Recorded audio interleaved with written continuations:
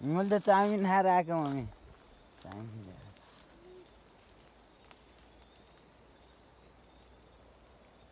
तिमी डोको खाँचेर जाऊ नि त म आफै बाँधेर आउँछु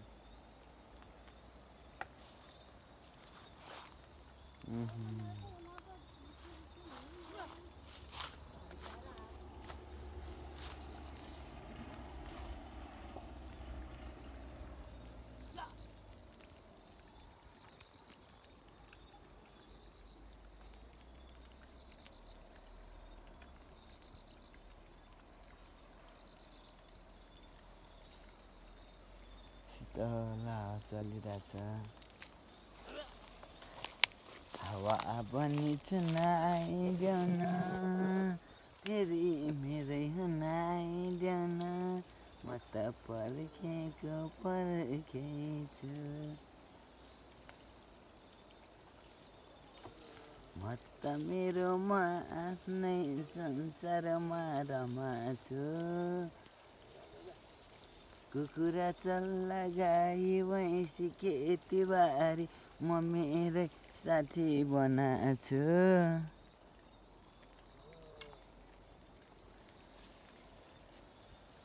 मराङ गाउँमा आउका मायालो जुनी काट्ने तिमीले र मैले हो छोड्देऊ कुरा गाउँका देश विदेशका कुरा मायालो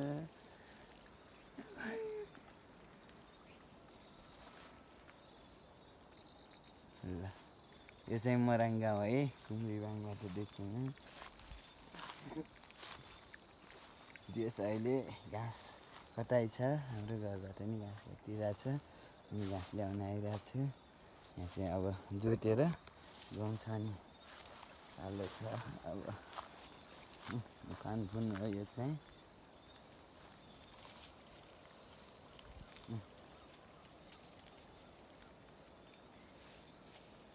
यहाँबाट चाहिँ अब हिमालदेखि लिएर आकाश चाहिँ यस्तो छ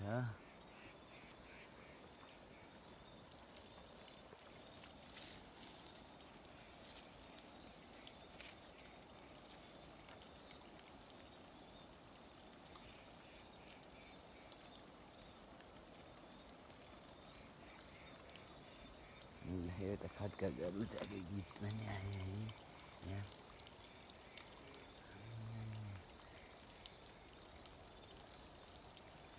धरती राम्रो फुल फुल्नाले आकाश राम्रो जुनले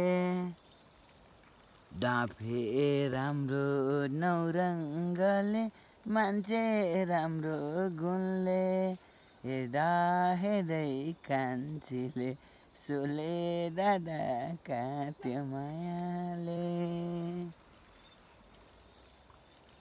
यति नै है हामी चाहिँ अब एकछिन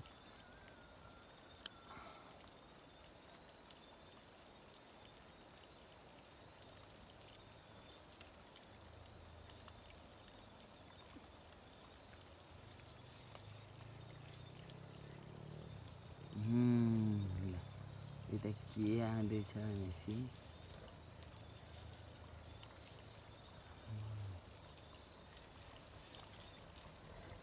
बराठानमा ठ्याक्कै मालिका देवी बराठान ओम आकार तेरा आधार तीन लोक में जय जयकार नाथ बाजे काल बागे ज्ञान की टोपी गोरख साथे रे कालै की माला रचा गण श्री शंभु जति गुरु गोरखनाथ महाराज वाला चार बानी चार खानी चंद सूरज पवन पानी एको देव सर्वत्र से कानमा कुंडल भस्मल से शिव गोरख आदेश आदेश आदेश आदेश ओम कर्पूर गौरम करुणावतारम संसार सारम भुजगेन्द्रहारं सदा वसन्तं हृदयारविन्दे भवामि सहितं नमामि शेषाय मालं गुरुशिष्यपालं कालस्य कालं जिते जन्मजालम् आई बोलाई कोटालम।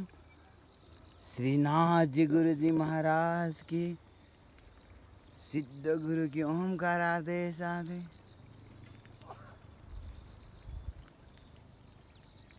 आकाशै तारिकालिङ्गं पातलै बतुकेश्वरं मृत्युलोके महाकाल सर्वलिङ्गं नमस्तुते।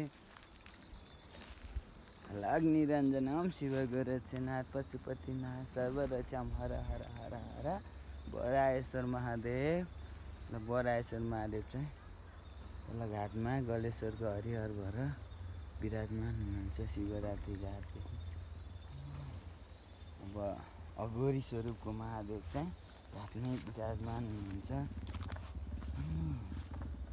माथि चाहिँ सिद्ध ब्रह्मशीसँग शिवमा हेर्नुहुन्छ मालिका देवी नि सिद्ध र परमेश्वरी देवीसँगै माथि शिवमा हेरेर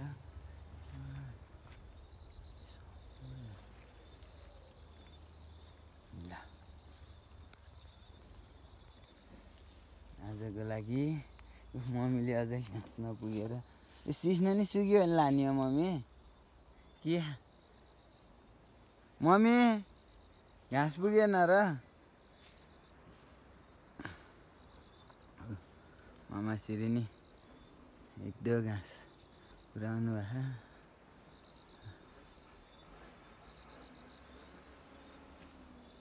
मामाश्री घाँसको भारी पुग्यो खै सुने पो है।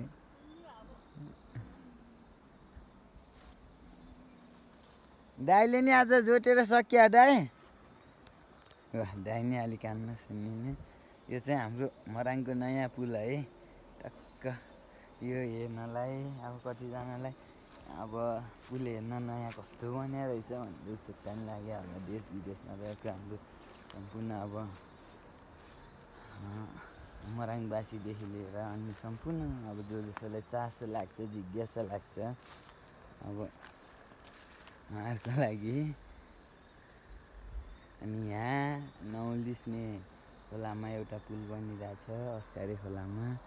अनि बसको पुल हाम्रो तल नौलिस्ने खोलाको घाटमा महावीरभन्दा उता चाहिँ अब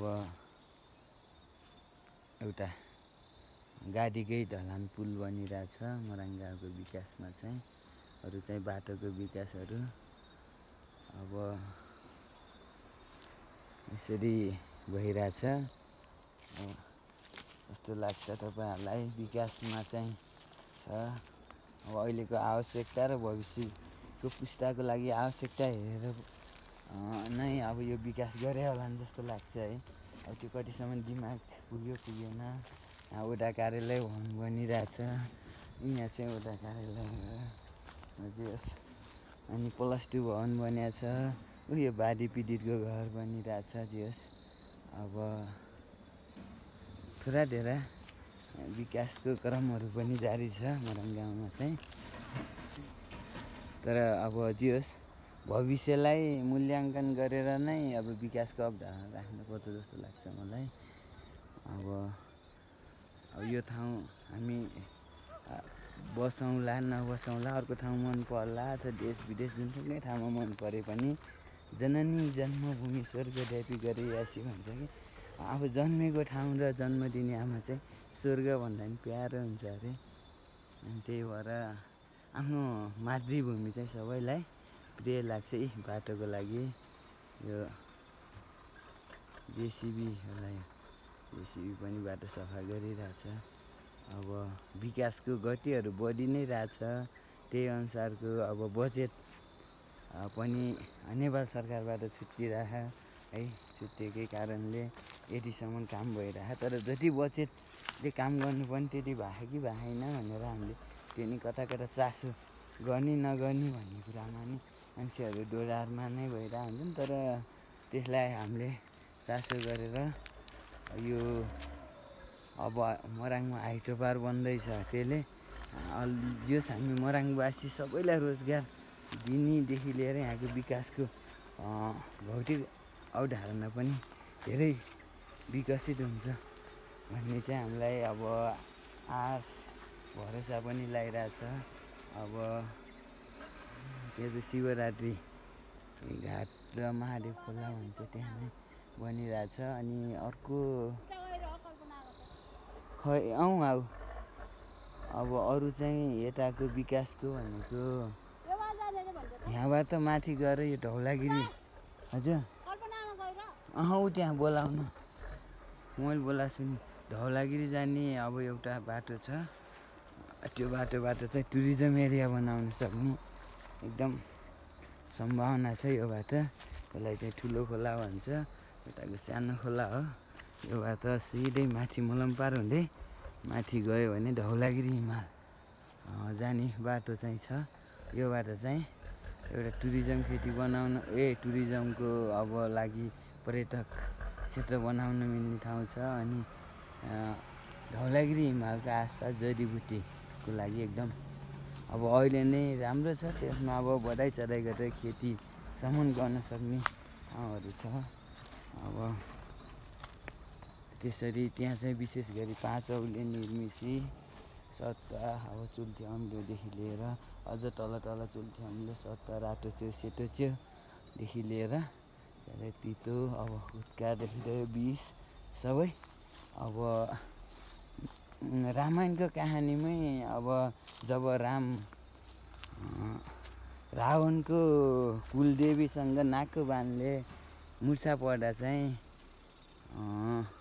हनुमान गएर गरुडलाई ल्याएर नागपास झिक्दै हनुमानले जब गिरी पर्वतबाट नै सञ्जीवनी बुटी लहर रामलाई बिउजाउनु भएको छ अथवा जगाउनु भएको छ। अनि पछाडि गएर रामेश्वर ज्योतिलिङ्ग पुजेर नै रावणको अन्त्य गर्नुभएको छ है। अब यो चाहिँ रामायणको कहानी हो। अनि